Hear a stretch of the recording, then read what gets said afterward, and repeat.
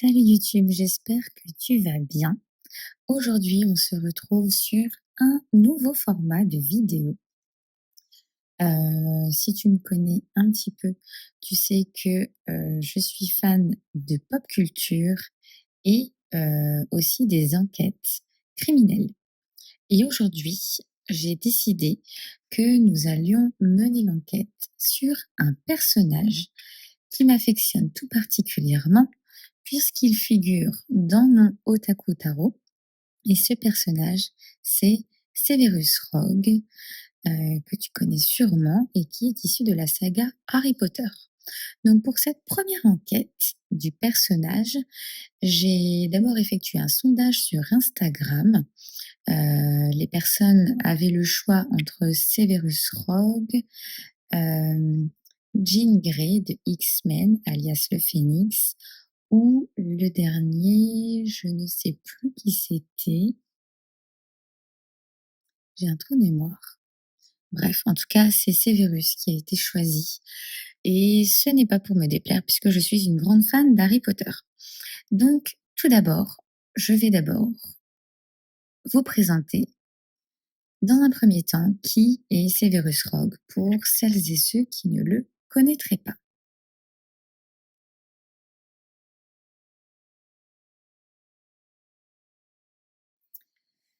Severus Rogue est un personnage central de la saga Harry Potter. Il est professeur de potions à Poudlard et ancien élève de la maison Serpentard. D'abord présenté comme un antagoniste, il joue en réalité un rôle bien plus complexe. C'est un ancien mange-mort qui devient espion pour Albus Dumbledore, tout simplement par amour pour Lily Potter, la mère d'Harry. Et tout au long de la saga, il va en fait être perçu comme un personnage froid, sévère, souvent cruel, notamment envers Harry et la maison Gryffondor. Son histoire personnelle n'est seulement révélée qu'à la fin. Elle montre un homme profondément marqué par ses choix, ses regrets et notamment sa fidélité à une promesse. C'est pour ça que j'ai choisi d'intégrer Severus Rogue au 10 d'épée, même s'il aurait pu être qualifié dans d'autres cartes telles que le pendu pour la notion de sacrifice. J'ai choisi de le marquer tout particulièrement par cet aspect de trahison, de douleur émotionnelle qui a énormément de mal à guérir, puisque c'est vrai que ce personnage, il est torturé par des regrets, et notamment son regret d'avoir révélé à Voldemort la prophétie, puisque cette révélation a entraîné le meurtre des parents d'Harry, dont Lily Potter, euh, qui était une amie de Severus Rogue, et son amour caché. Donc voilà un petit peu pour les présentations. Comment est-ce qu'on va fonctionner? On va mener l'enquête sur ce personnage pour apprendre à le découvrir par le biais des cartes. Je vais d'abord prendre un premier tarot. Je te pose ici. Severus, il va nous accompagner tout au long de notre tirage. Donc, c'est pas du tout un exercice que j'ai l'habitude de faire face caméra. Donc, je me réserve le droit de mettre la vidéo en pause si je ressens le besoin de réfléchir un petit peu à l'interprétation des cartes. Et si c'est le cas, je vous le dirai. Parce que moi, je fonctionne habituellement beaucoup à l'écrit, mais je m'étais dit que ça serait un peu plus captivant si je filmais le tirage en vidéo, puisque vous pouvez notamment l'écouter en faisant autre chose, tandis que sur Instagram, on est assez limité par le temps dans les réels. Et si je le fais uniquement sous forme de lecture, je ne suis pas sûre que certaines personnes accrochent dans le fait de lire un petit peu ce genre de tirage.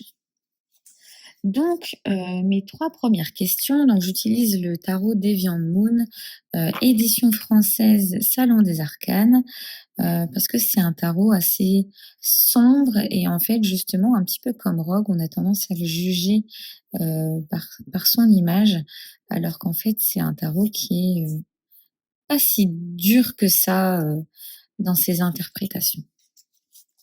Donc nos 3 premières questions, elles vont servir à décortiquer un petit peu l'image de notre personnage. Donc la première question, elle va concerner, le masque, c'est-à-dire qu'est-ce que, Rogue, le personnage de Rogue montre au monde?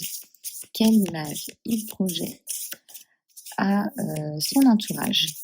Quelle est sa posture, son armure et en réalité, qu'est-ce qu'il veut qu'on voit de lui? Donc ce qu'il montre au monde, qu'est-ce qu'il veut que l'on voit de lui? Donc ça sera cette carte-là. Notre deuxième question, ça va être l'ombre, ce qu'il cache aux autres, mais aussi à lui-même. Cette carte-là, hein, qui veut venir. Ah, bah, il y en a deux. Alors, moi, j'en prends pas quand il y en a deux. Donc, je rebats mes cartes. Ce qu'il cache, même à lui-même. Quelle est la part de lui qui est enfouie, blessée, oubliée ou refoulée? Pour Célérus, ce qu'il cache, même à lui-même. Cette carte-là qui va venir. Et la dernière carte, ça va être ce qui est caché, la lumière cachée, ce qui mérite qu'on voit, enfin, quelle est la facette en fait de lui qui mériterait d'être révélée ou connue, que ce soit des autres personnages ou de nous les lecteurs. Ça serait celle-ci. Alors, je suis désolée, hein, je prends mon temps. Allez vous chercher un petit thé ou un petit café. Ah. Donc, ce qu'il montre au monde, qu'est-ce que ça va être? Le 10 de denier. Je vais révéler toutes les cartes, ce qu'il cache même à lui-même, le 9 d'épée, et ce qu'il mérite qu'on voit enfin de lui.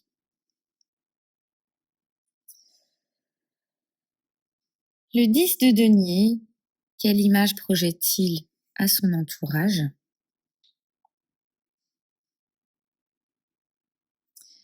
Il y a souvent une question d'héritage ici avec le 10 de denier, de transmission. C'est un peu comme si, moi j'imagine ces personnages de Rogue ici et de Malfoy. Je pense que l'image qu'il veut qu'on voit de lui, c'est celle de former des disciples, de prendre sous sa coupe des personnages qui finalement lui ressemblent un petit peu et de de d'appuyer en fait, de s'appuyer sur, un petit peu le malheur des autres pour son propre intérêt et l'intérêt des siens. C'est un petit peu ce qu'on voit en fait finalement dans les scènes où il s'acharne un petit peu sur les griffons d'or pour pouvoir, faire monter un petit peu sa propre maison et la mettre en lumière, hein. Ici, on voit cette porte qui met en lumière, ses actions, les actions qu'il effectue pour, mettre en avant sa propre maison qui est celle des Serpentards et avec les Serpentards, c'est vrai qu'il y a beaucoup, je trouve, cette notion d'héritage, de transmission. On parle de l'héritier de Serpentard. On est souvent dans la famille, Serpentard, dans la maison Serpentard, Serpentard de père en fils, de mère en fille, hein. C'est un peu comme si lui, heu, il voulait retransmettre cette image de, heu j'ai hérité de ça et je ne peux pas m'en défaire et à mon tour, je vais transmettre ça. Dans l'aspect un peu criminel, alors là, je fais un petit peu des trigger warnings, hein. On a déjà constaté des des personnages, des personnes, criminelles qui ont été incriminées, qui reproduisent un petit peu ce qu'elles ont vécu finalement et avec Rogue, c'est aussi ce qui transparaît.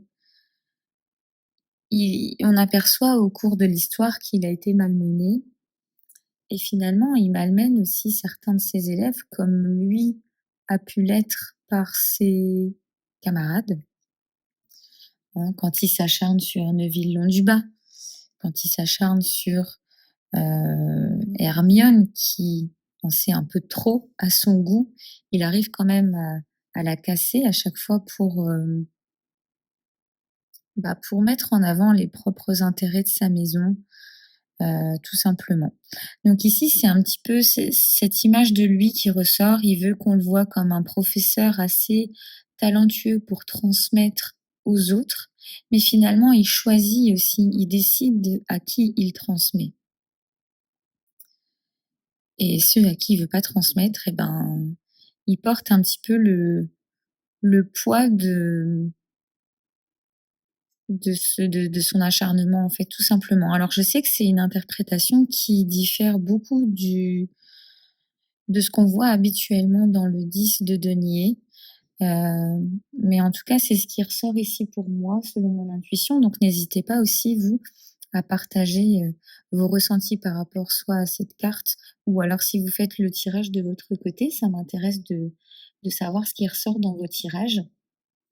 Mais ici, moi, je m'attendais pas forcément à ce genre de carte. Je m'attendais plutôt à une carte de l'ermite, vous voyez, un professeur qui est dans sa grotte là, dans son cachot et qui a des connaissances infinies, mais qui reste beaucoup dans son coin. Là, en fait, cet aspect, c'est, le professeur qui enseigne et qui transmet, mais uniquement à celui, qui peut lui apporter quelque chose finalement, hein. Il c'est comme s'il voulait transmettre à ceux qui, à ses yeux, ont de la valeur. Mais ceux qui n'ont pas de valeur à ses yeux, bah, ils se retrouvent un petit peu à l'écart, en train de porter le poids de finalement peut-être quelque chose qu'il a vécu comme une sorte d'injustice, mais qu'il reproduit à son tour avec les gens qui, selon lui, ne méritent pas, d'avoir cette transmission. Donc c'est très intéressant pour l'instant, je trouve. Ça nous laisse aussi découvrir d'autres aspects des cartes, hein. Le 10 de denier, d'habitude, c'est une carte que je vois comme étant, très positive et puis là, on arrive à y trouver, un petit peu plus de profondeur à cette carte. Ce qu'il cache, même à lui-même, le 9 d'épée, pardon, c'est, personnage très angoissé. Je pense que c'est un personnage qui est quand même s'il ne veut pas l'admettre, toujours affecté par des traumas très importants qui l'empêchent de dormir. Là, pour le coup, c'est une facette assez classique du 9 d'épée. Je pense qu'il y a certains traumas qu'il n'a jamais réussi à digérer, même des années plus tard, et que ces traumas viennent lui souffler ici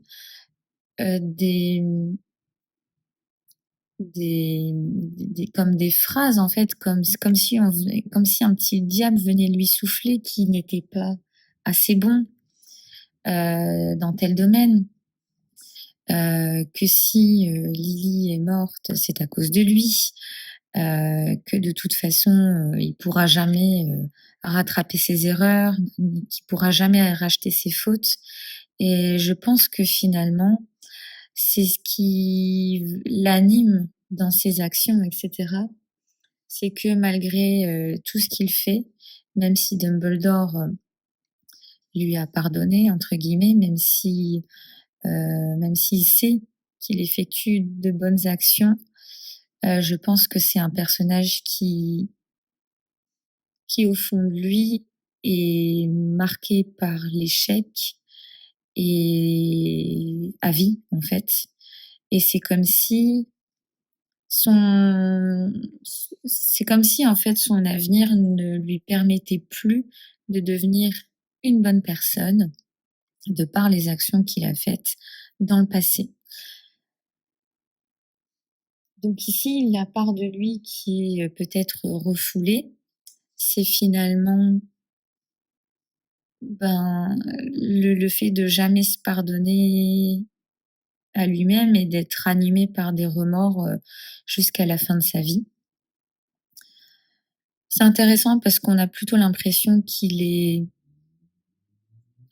au courant, en fait, au fait de ça, mais finalement, c'est plutôt une partie refoulée. En tout cas, c'est ce que le tarot vient nous dire ici.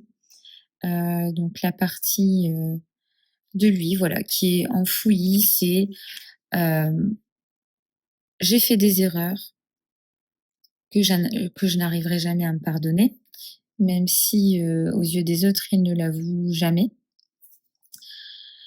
C'est que j'ai un manque de confiance en moi qui est, sûrement marqué par les épreuves que j'ai endurées, quand j'étais plus jeune, et que même si les personnes qui l'ont fait souffrir pendant ces années-là, hein, où il connaissait Lily, où il était, à Poudlard en étant jeune, et cetera. Même si ces personnes-là ne sont plus là, puisque, bon, il y a quand même Rémus qui est là jusque la fin et Peter Pettigrew aussi. Hem, C'était James et Sirius, les 2 personnes qui le malmenaient le plus. Et bien, finalement, on voit que ces personnes-là, c'est comme si elles étaient toujours à ses côtés, en train de le malmener, et je pense qu'il a vraiment été marqué de façon profonde sur ces aspects-là, et qu'à cause de tout ça, il a un manque de confiance en lui, qui est, indéniable, et qu'il a du mal à s'accorder de la valeur et à accorder de la valeur à ce qu'il fait, même si il a complètement mis, sa vie de côté pour tenir cette promesse qu'il a faite à Dumbledore de protéger Harry pour essayer de racheter ses fautes. Alors, ce qu'il mérite qu'on voit enfin, quelle facette, de lui mériterait d'être révélée ou connue des autres personnages ou des lecteurs. Hem, Ici, dans le 5 de bâton, ce qui ressort, c'est, l'aspect que finalement, malgré le fait qu'il ne s'accorde plus aucune valeur, il aurait été tellement plus facile pour nous de s'attacher au personnage si on l'avait vu un petit peu plus longtemps mener son combat, son réel combat contre, Voldemort finalement. Hem, je pense qu'il aurait gagné en valeur, si j'occulte la révélation, hein, si on l'avait vu vraiment se battre contre Voldemort, parce que je pense que c'est un sorcier, Severus Rogue, qui est très puissant, et que cette puissance, elle est cachée derrière, derrière peut-être, d'autres personnages. Je pense qu'il aurait pu avoir aussi des mots assez forts pour défendre, heu, ce qu'il juge être défendable, et je pense que c'est cet aspect-là aussi qui nous manque un peu chez lui. Alors oui, il est très mystérieux.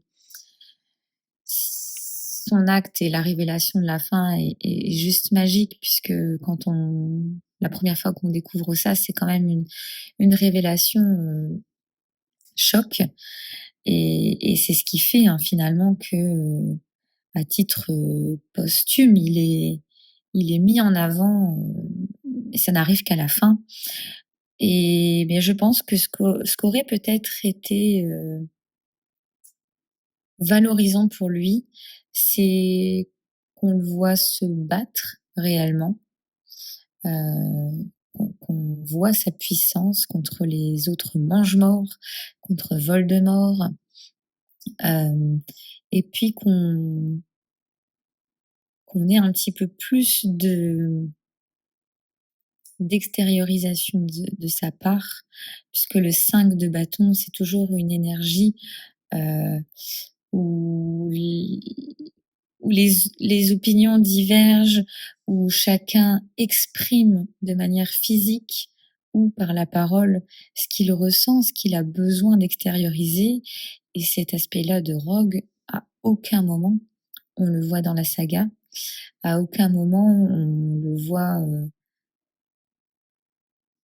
ouais, se battre, alors si, on le voit en duel contre, le professeur, Lockhart, mais il y a rien de réel dans tout ça. C'est vrai que moi, après réflexion, j'aurais tellement aimé le voir se battre aux côtés d'Harry, de Dumbledore, si au moment où il était encore vivant. Hem et cet aspect-là, c'est vrai qu'on le découvre jamais. Donc je pense que, ouais, c'est ce qu'il aurait, peut-être aussi mis un petit peu plus en avant. Le fait de voir de quoi il était capable, de le voir exprimer ce qu'il ressent, de voir extérioriser toute cette rage, finalement qu'il a envers, lui-même. Il aurait pu utiliser cette rage contre les autres, et en fait, toutes ses actions sont dans l'ombre, toutes ses actions sont dissimulées. C'est tout le contraire du 5 de bâton, en fait, finalement. Là où on va se battre, de manière, physique, heu, pour, hem, pour les combats qu'on mène, et bien lui, il va tout faire dans l'ombre, et finalement, même Voldemort ne saura jamais que Rogue l'a trahi, en fait. À aucun moment Voldemort apprend, heu, que Rogue est dans l'autre camp, et je pense qu'on aurait aimé voir cet aspect de révélation de Rogue qui se ligue avec, l'Ordre du Phénix contre Voldemort et les Mangemorts. Donc ces cartes-là, je vais les mettre de côté, juste ici au-dessus, et je vais utiliser un autre tarot, hem, pour essayer d'aller voir un petit peu, d'autres aspects de Rogue. Donc là, j'utilise, le Little Reaper Tarot, qui est un petit tarot, je trouve, qui fait très mange-mort. En plus, il a des tranches vertes qui pourraient nous faire penser à la maison Serpentard. Ce que j'aimerais demander ici aux cartes, c'est quelle est la blessure originelle de Severus Rogue? On va aller voir ce que me dit le tarot sur ça. Quelle est la blessure originelle de Severus Rogue? Il y a une carte qui ressort ici. Je vais la mettre ici sans la retourner pour l'instant. Et je vais tirer deux autres cartes. Je vais demander au tarot qu'est-ce qui motive Rogue au-delà des apparences. Qu'est-ce qui le motive réellement, ses actes? Qu'est-ce qui motive les actes de Severus Rogue?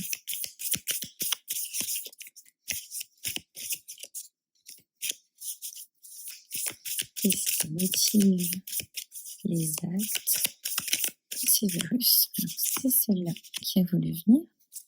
Et la dernière carte, ça va être quelle, quelle facette de lui montrait-il à Lily et pas aux autres personnes finalement? Quelle est la facette de lui qu'il montrait à Lily? Et finalement, la facette que Lily aimait de lui, puisque c'était quand même une amie, je pense, assez proche pendant plusieurs années. Alors, quelle est la blessure originelle de Rogue? j'ai tiré le cavalier de bâton. Qu'est-ce qui le motive vraiment au fond, au-delà des apparences? Le cavalier de denier, on est sur 2 énergies de mouvement ici, le cavalier de denier. Et quelle facette, de lui montrait-il à Lily? L'as de bâton. OK. Alors, laissez-moi réfléchir une petite seconde. Quelle est la blessure originelle de Rogue? Le cavalier de bâton ici, je pense que ça vient nous parler de rejet. Vous savez, le cavalier de bâton, moi je le vois souvent comme un personnage un peu séducteur. Et dans son aspect un petit peu plus négatif, c'est un personnage que j'imagine heu, qui qui a du mal à accepter qu'on lui dise non.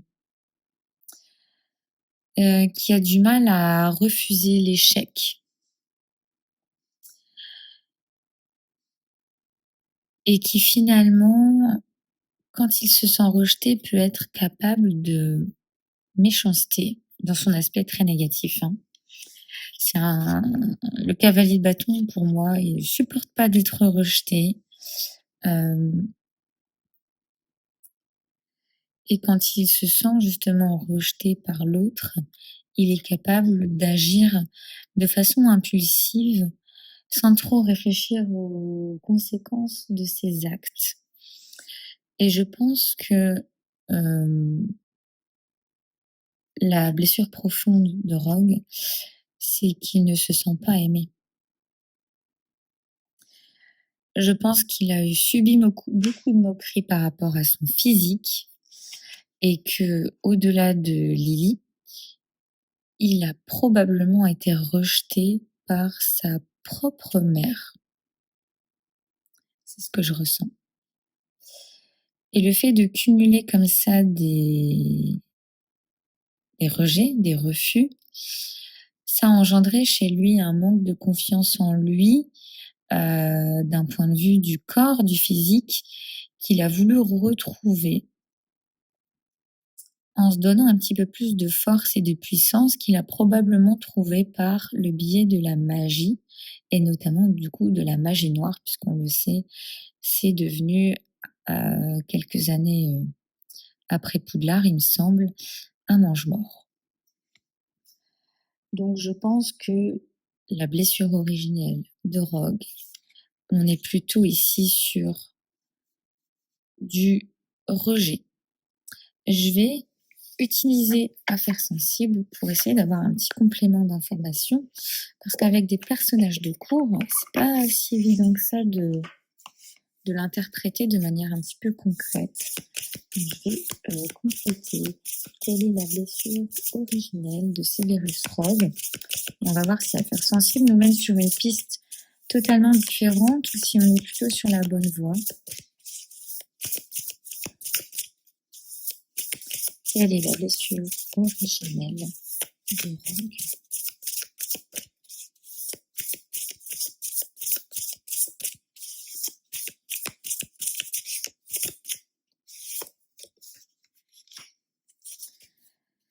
Alors, vous voyez ici, c'est une carte qui relève de l'intimité. Et en plus, on est sur une énergie féminine et sororité. Voilà, je pense que sa blessure vient effectivement hein, du fait qu'il a été plusieurs reprises repoussé, qu'il se sent pas forcément aimé et que il a essayé de se trouver de la valeur autrement que par l'amour qu'il a pas réussi à avoir. Mais je pense que ça vient pas forcément que de Lily, hein. Je pense qu'il a toujours été rejeté, par les femmes en général, et peut-être par sa mère, hein, en premier lieu du coup et que, c'est pour ça qu'il a dû trouver, un autre moyen de se sentir un petit peu plus valorisant. Pour la deuxième carte, qu'est-ce qui le motive vraiment au fond? On a pioché ici ce cavalier de denier. Le cavalier de denier ici, il me parle de compétences, de projets à long terme. Alors je pense clairement que ce qui le motive ici, ça va être de se mettre en action, mais de façon très lente, pour réussir son objectif. Donc il vit clairement, hein, je pense, pour la promesse qu'il a faite à Dumbledore, d'opérer dans l'ombre, hein. Il arrive à prendre son temps, à ne jamais rien révéler finalement à qui que ce soit. Il arrive à, pendant des années finalement, à se tenir à son plan, qui est celui de se rallier à la cause de Voldemort, tout simplement pour tenir sa promesse, hein. Je pense en fait qu'il vit simplement pour tenir cette promesse. On va voir ce que la carte sensible va nous apporter comme complément de réponse. Et vous voyez, le cavalier de denier, c'est le cavalier le plus lent dans le tarot. C'est un personnage sur qui on peut compter, qui avance lentement mais sûrement. Donc je pense effectivement que ça parle de ce plan pour faire tomber Voldemort. Donc, qu'est-ce qui motive réellement Severus Rogue?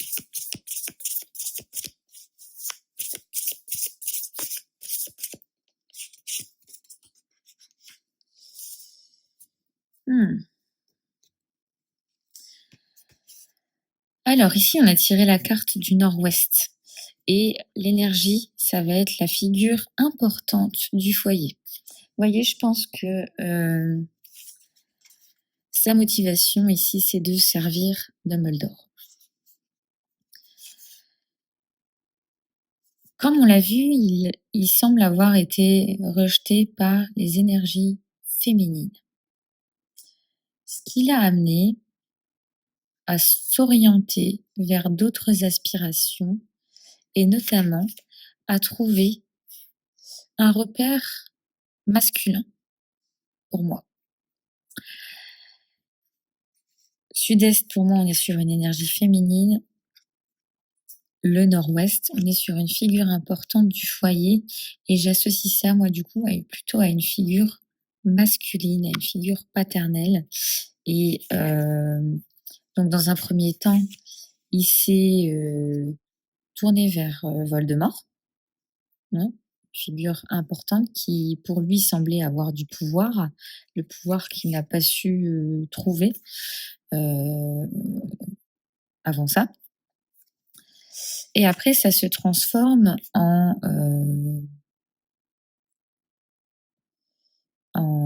la figure importante qu'il trouve en Dumbledore. Et notamment, du coup, dans le plan qu'il échafaude un petit peu avec Dumbledore pour faire tomber Voldemort. Donc pour moi, il vit pour servir, en tout cas à l'époque où on le voit, à l'époque de Poudlard, je pense qu'il vit pour servir Dumbledore. Et c'est sa motivation profonde. Alors, quelle facette montre-t-il à Lily? C'est celle de l'as de bâton. Alors, cet as de bâton ici, il vient plutôt me parler de celui qui va montrer sa magie. En fait, on le voit quand même brièvement dans les flashbacks de la saga cinématographique. Il aime montrer à Lily ce qu'il sait faire. Et je pense que c'est cette facette-là que Lily aime aussi chez lui. C'est qu'il arrive à créer par la magie, il arrive à se révéler, entre guillemets, par sa magie. On va aller voir ici ce qu'Affaires Sensibles nous apporte comme compliment. Quelle est la facette qu'il ose montrer à Lily. Alors, bien, quelle est la facette qu'il ose montrer à Lily et qu'il ne montre pas aux autres? Ah, il y en a plusieurs. Moi, j'en veux qu'une. Je n'en veux qu'une.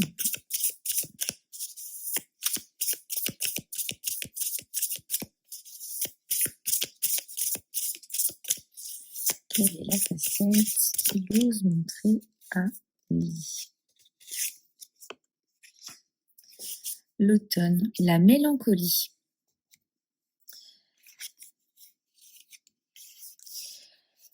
Ici, ça me parle de vulnérabilité. L'automne, vous voyez, c'est cette saison où nos défenses immunitaires commencent à se dégrader un petit peu. Les microbes surgissent, etc. et où on peut se choper des trucs. Et la mélancolie, ici, ça va nous parler je pense qu'il y a une sorte d'ouverture émotionnelle qui se crée quand il ose montrer aussi ce qu'il sait faire à Lily. L'as de bâton, on va parler de créativité, d'énergie brute qu'on essaie de maîtriser un petit peu. Et je pense que l'as de bâton, c'est aussi oser se montrer. Donc je pense qu'il y a ici un souhait de vouloir montrer ce dont on est capable, de vouloir impressionner l'autre, tout en ayant un aspect où j'ose quand même me montrer vulnérable, parce que si j'échoue dans ce que j'essaie de montrer, bah, peut-être que je peux passer un petit peu pour un petit rigolo qui sait pas trop comment s'y prendre. Mais voilà, je pense que ce qu'il ose montrer, voilà, c'est cet aspect de lui qui sait faire ou qui essaie de tenter quelque chose. Il est dans la séduction aussi. L'as de bâton, ça parle aussi de séduction, d'expression physique aussi. Et je pense qu'avec Lily, il ose se montrer plus... Je sais pas trop comment mettre des mots sur ça, mais il ose montrer sa part un petit peu plus masculine, tout en étant à l'écoute en fait de ses émotions à lui et à elle finalement. Donc je m'attendais pas à ce genre de carte, je m'attendais plutôt à avoir une carte de coupe, mais voilà, l'as de bâton. Ouais, je pense ici qu'il nous parle de séduction, d'expression des sentiments et avec la mélancolie, il ose aussi montrer ce qui lui déplaît, ce qui lui convient pas. C'est notamment aussi auprès de Lily qui commence déjà à exprimer son attirance pour la magie et la magie un peu plus dark. Je pense que c'est auprès d'elle qu'il montre ses premières attirances pour la magie noire. Donc voilà pour ça.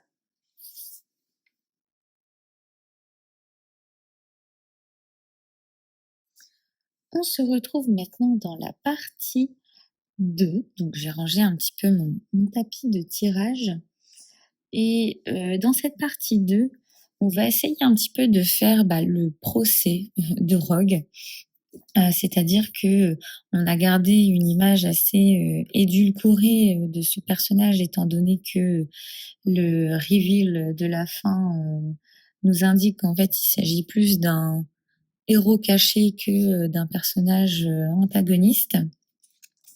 Donc ici, on va essayer d'aller lui faire quelques reproches à ce Rogue auquel on s'est finalement attaché. et je vais réutiliser du coup le Deviant pour ça. Alors, quel reproche est-ce que l'on pourrait faire à ce personnage? Quel reproche est-ce que l'on pourrait faire au personnage de Rogue? Quel reproche est-ce que l'on pourrait faire à Severus Rogue? Quel reproche on pourrait faire au personnage de Rogue?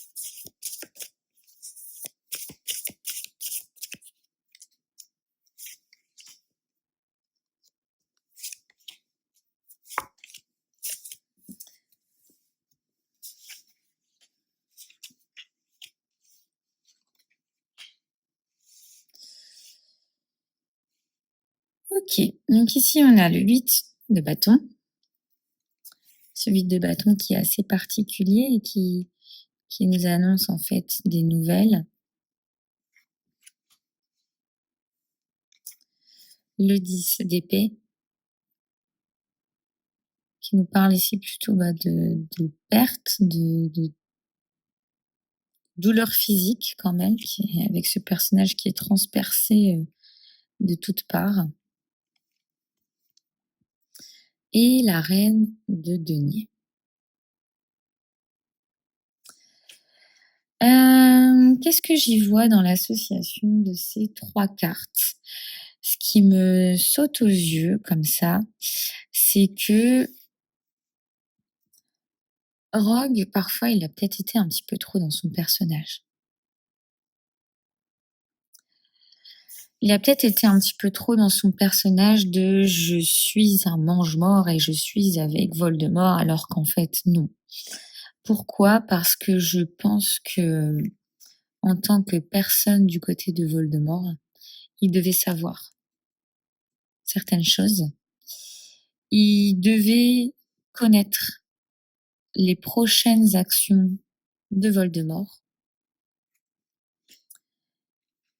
et notamment de certaines personnes qui étaient dans le viseur de Voldemort et qui ont été tuées finalement.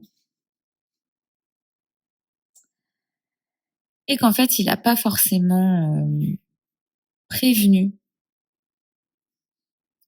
les personnes de l'Ordre du Phénix pour protéger sa couverture, en fait.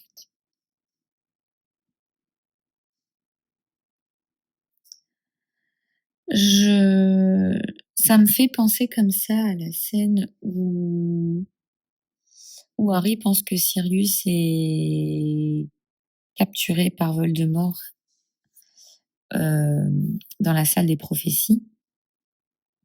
Et je pense que Rogue devait être au courant de ce plan-là,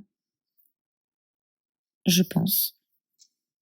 Et qu'en fait, c'est un peu comme si on pourrait lui reprocher d'avoir utilisé sa couverture pour ses propres intérêts. C'est-à-dire que je pense qu'il, malgré le fait qu'il avait fait la promesse à Dumbledore de protéger Harry pour Lily, je pense qu'il a jamais digéré ce que Sirius et James lui ont fait subir quand il était plus jeune et qu'il a utilisé entre guillemets cette couverture pour ne pas sauver Sirius, tout simplement. Je partirai sur cette piste-là. En tout cas, c'est à ça que les cartes me font penser.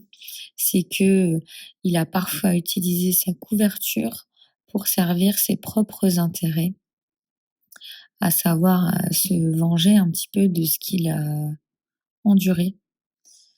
Donc pour moi, ça parle de ça.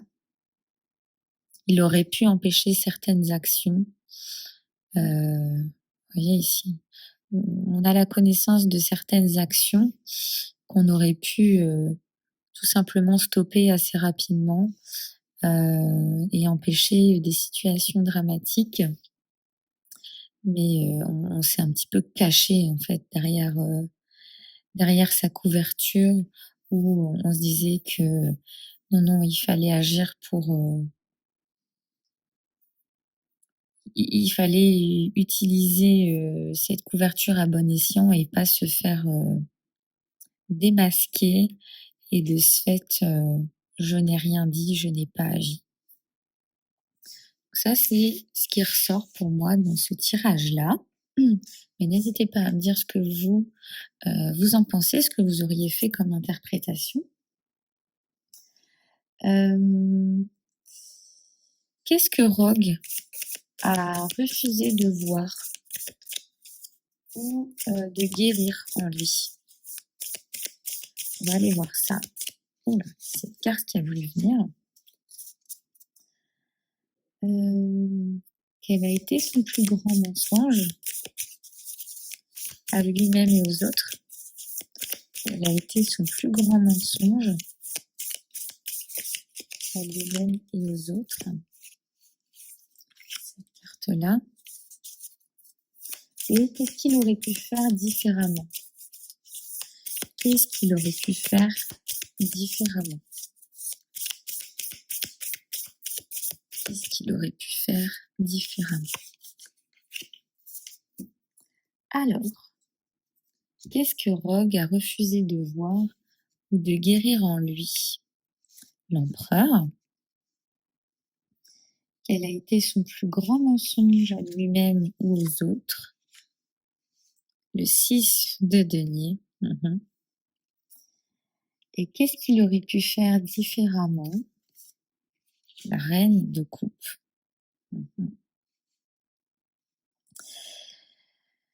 Alors, qu'est-ce que Rogue a refusé de voir ou de guérir en lui? Mmh. On a ici le personnage de l'empereur. Je vais utiliser affaire sensible en complément. C'est difficile de rallier un arcane majeur aux choses concrètes.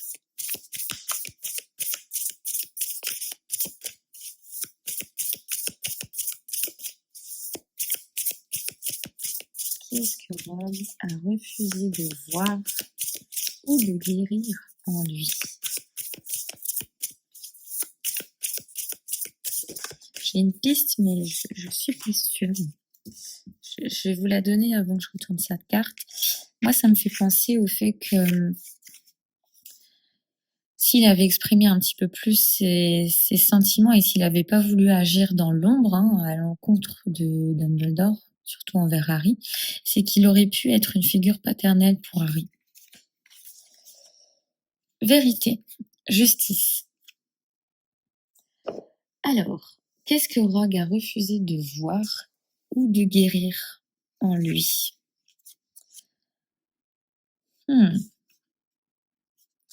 Est-ce qu'encore une fois, on n'aurait pas cette notion de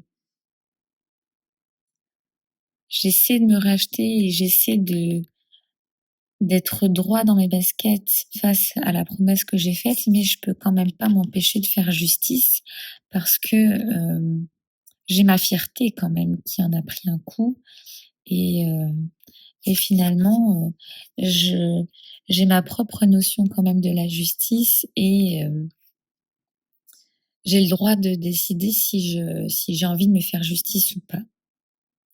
Alors ça diffère totalement de la piste que j'avais en tête, mais c'est vrai que moi, toute seule, cette carte, je l'aurais vue comme, ce qu'il a refusé de voir en lui, c'est qu'il aurait pu être un repère paternel pour Harry, s'il avait osé dire à Harry qu'il aimait sa mère étant plus jeune et il aurait pu être un réel protecteur, hein, pour Harry, mais de façon plus visible.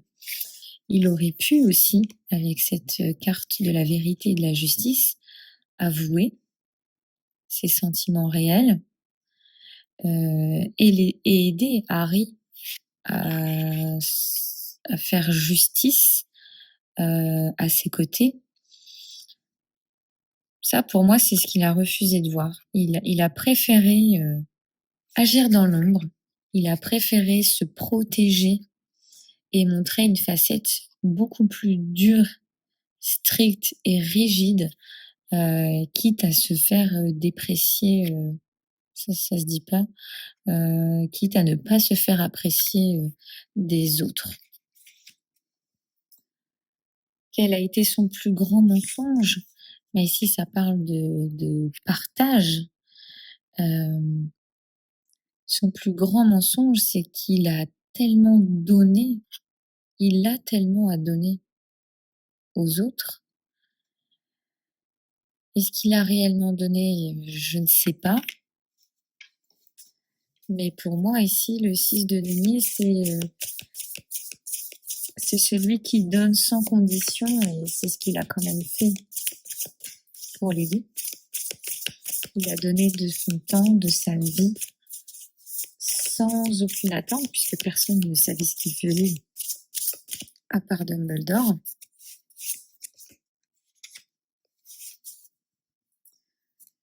Quel a été son plus grand mensonge? C'est que cet aspect-là de lui, de donner sans rien attendre en retour, de distribuer de son temps, de distribuer de ses compétences aussi, ça le dégoûtait profondément. Il n'arrivait pas à s'accepter comme étant une personne comme ça, et je pense que c'est pour cette raison qu'il le cachait. Je pense qu'il n'arrivait pas à accepter qu'il pouvait être bon. Et il y a aussi quand même, je pense, une part de lui qui n'aimait pas Harry, en fait, qui le faisait trop penser à James, etc. Bon, ça, c'est pas réellement caché, mais je pense que le fait qu'il puisse s'attacher à Harry le dégoûtait, parce qu'il avait lui-même un profond dégoût pour son père, Harry. Et je pense qu'il ne supportait pas de s'attacher finalement à cet enfant, et que c'est pour ça qu'il le cachait. Je suis désolée, ça fait un petit peu de reflet, j'ai l'impression, sur les cartes. Qu'est-ce qu'il aurait pu faire différemment? Qu'est-ce qu'il aurait pu faire différemment? On a la reine de coupe ici.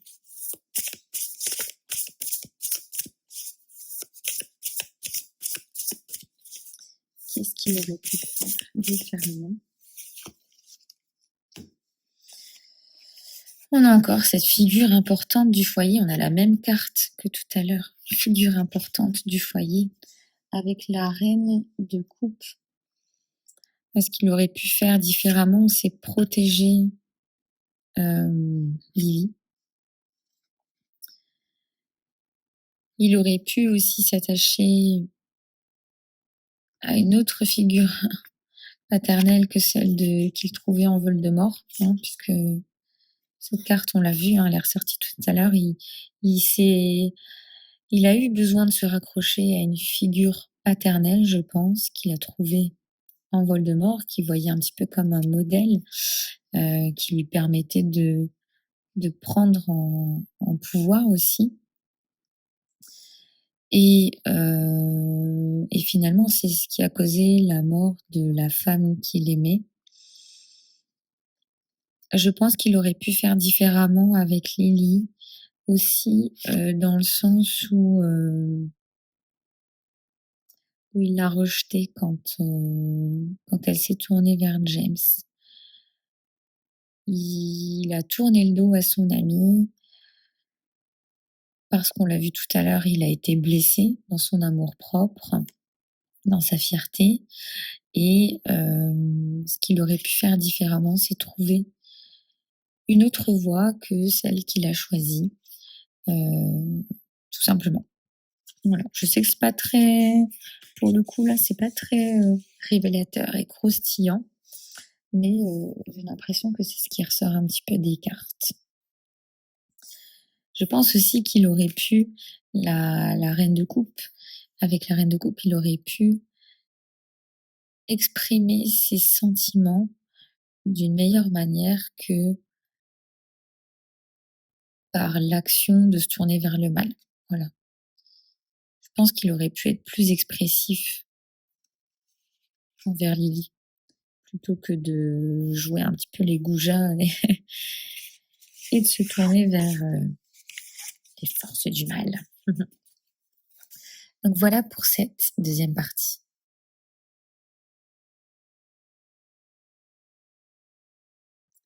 Alors, je vous retrouve dans cette dernière partie, dans laquelle nous allons parler d'un Twisted Tales. Alors, qu'est-ce qu'un Twisted Tale? C'est littéralement, traduit en histoire détournée, histoire, tordue, conte tordu. En fait, c'est tout simplement une version alternative d'une histoire connue, où un tout petit détail va venir changer le cours des événements et basculer l'histoire dans un dans une autre voie, en fait, tout simplement. En fait, l'idée ici, c'est d'explorer une réalité parallèle à partir d'un petit twist narratif. Ça a été exploré notamment dans les Disney où, un personnage héroïque, par exemple, va finir par faire telle action et ça va venir changer le cours de l'histoire telle qu'on la connaît.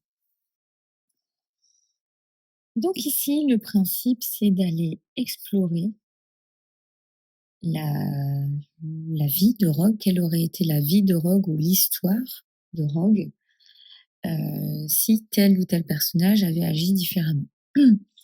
Donc la première histoire qu'on va explorer, c'est quel aurait été le destin de Rogue si Lily avait survécu?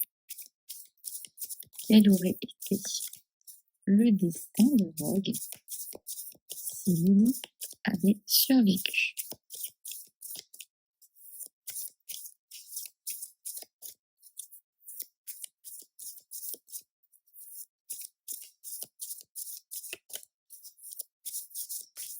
Quel aurait été le destin de Rogue si Lily avait survécu? Ce sera cette carte-là. Quelle version de lui aurait pu exister s'il s'était pardonné? Quelle version de lui aurait pu exister s'il s'était pardonné?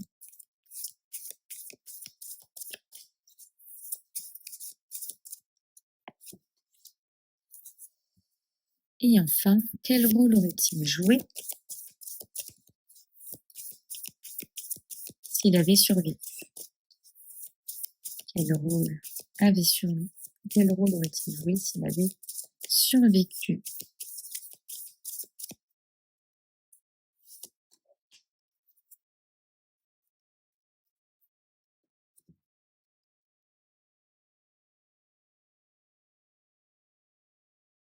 Alors, quel aurait été le destin de Rogue si Lily avait survécu?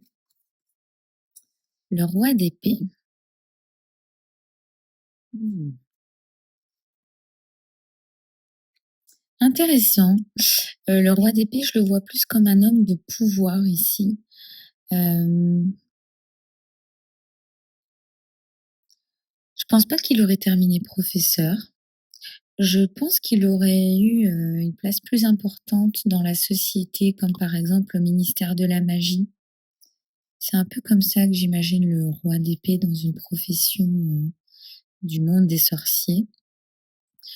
Hem, ouais, je pense qu'il aurait eu un rôle quand même assez important au sein de la société. Hem, alors on voit, hein, qu'on n'est pas sur le domaine des coupes, hein. Fierté. Mmh. Ouais, je pense qu'il aurait eu, ouais, un rôle, au niveau de la justice ou quelque chose comme ça. Il aurait eu une plus haute estime de lui-même. C'est intéressant. Je m'attendais pas non plus à ça.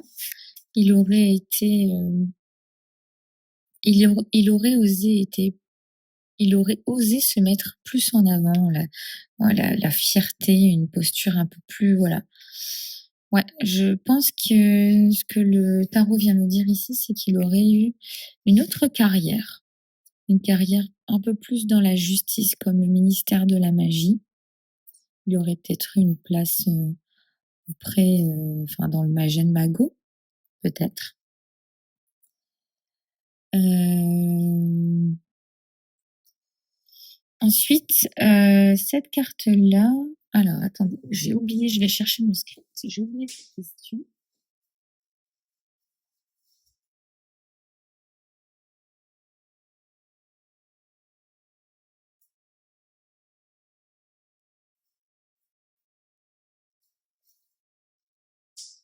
Alors, on est sur quelle version de lui aurait pu exister s'il s'était pardonné?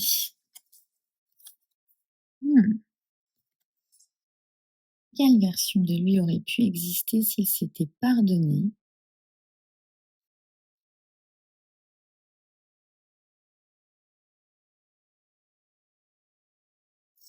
Le 7 d'épée. Mmh. Très intéressant. Le 7 d'épée.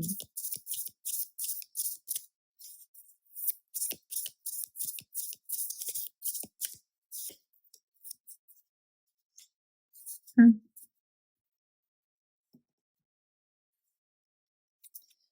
OK.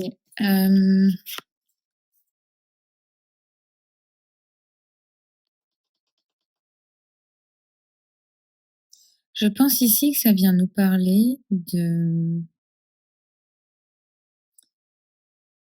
il aurait joué un rôle. Il aurait joué un rôle parce que je pense que ce personnage finalement, tel qu'on l'a vu, est resté plus ou moins lui-même dans la saga, en fait.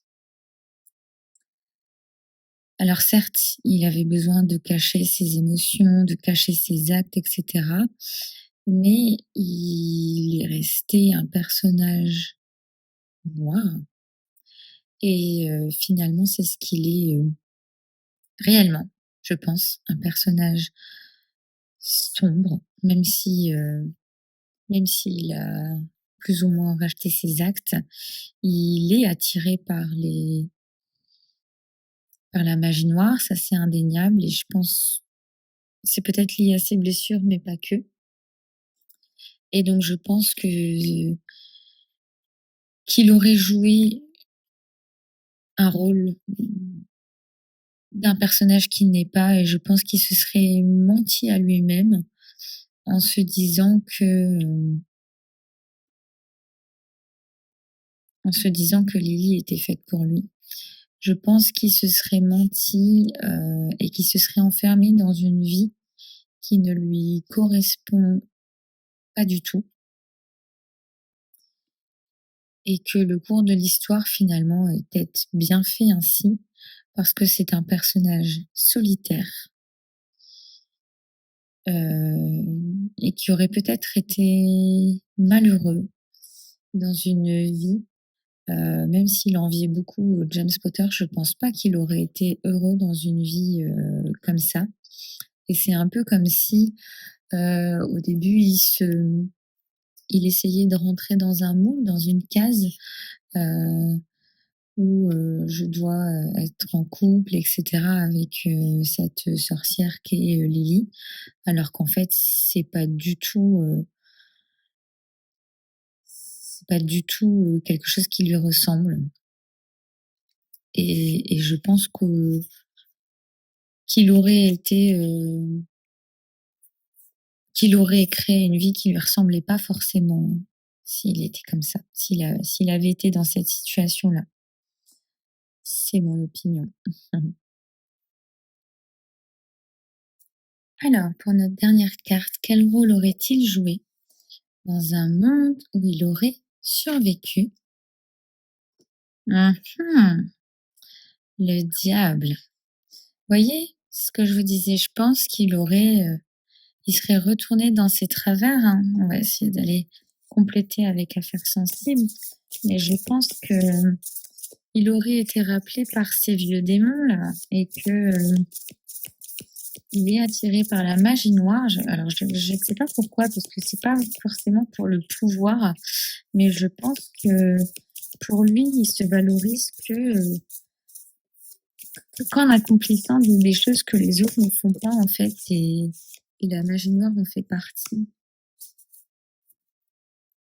Hmm. Prière, patience avec le diable. J'ai jamais tiré cette carte-là, je pense. Quel rôle aurait-il joué?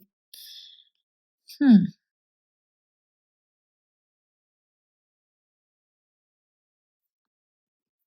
Je pense que qu'il aurait essayé de d'être dans la rédemption et dans le pardon, mais je pense pas qu'il aurait réussi.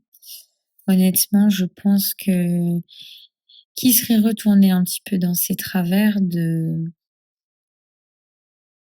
ce besoin d'être accroché à une figure qu'il admire, plus puissante que lui, et que il n'aurait pas réussi à faire son propre chemin comme ça. Euh, Avec le diable, ouais, j'ai du mal à l'imaginer dans quelque chose de positif. De, il serait resté accroché à ce qui lui faisait du mal, je pense.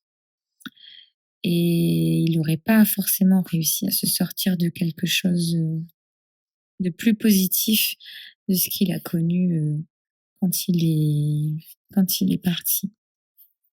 Je pense qu'il a été trop profondément marqué, ce personnage, par dans le passé, et qu'il n'aurait pas forcément réussi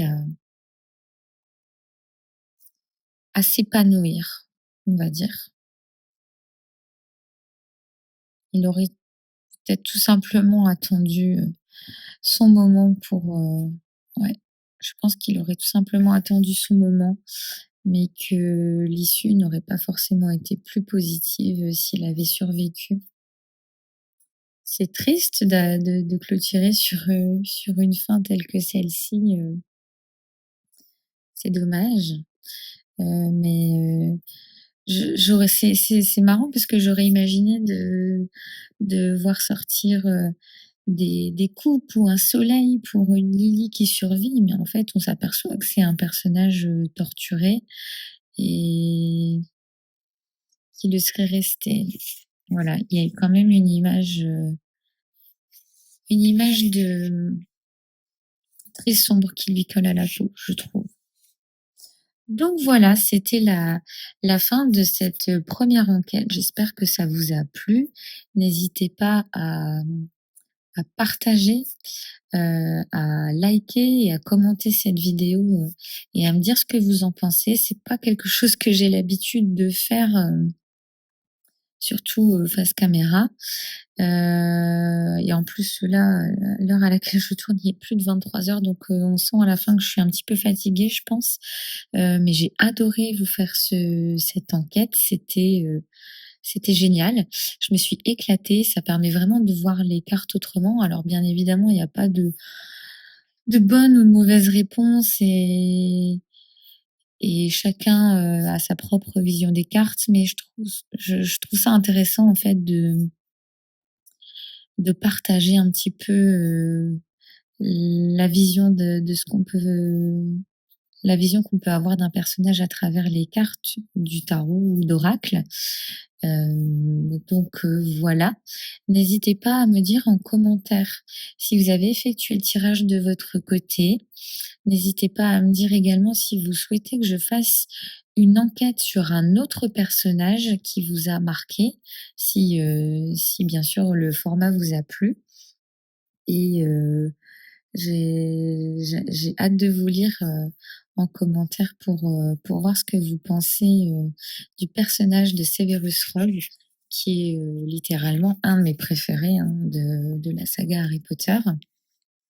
J'ai bien aimé tester ce tarot, Deviant Moon édition française que j'ai pas encore utilisé, beaucoup, puisqu'elle est beaucoup plus récente que la version originale. Donc vous pouvez retrouver, ce jeu chez Nicolas du Salon des Arcanes. Il est ici. Il a une boutique, de tarot en ligne, tarot, oracle et autres accessoires, de la cartomancie. Et d'ailleurs, il sort bientôt une autre édition française, celle du Trionfi della Luna, donc également de Patrick Valenza, que je vais probablement me procurer. Qu'est-ce que je voulais vous dire de plus? On va peut-être finir sur une petite phrase d'accroche et vis-à-vis de notre personnage de Rogue, est-ce que finalement Rogue, il n'est ni du côté du mal, ni du côté du bien, mais plutôt du côté de Lily Potter. À bientôt, des bisous, ciao ciao.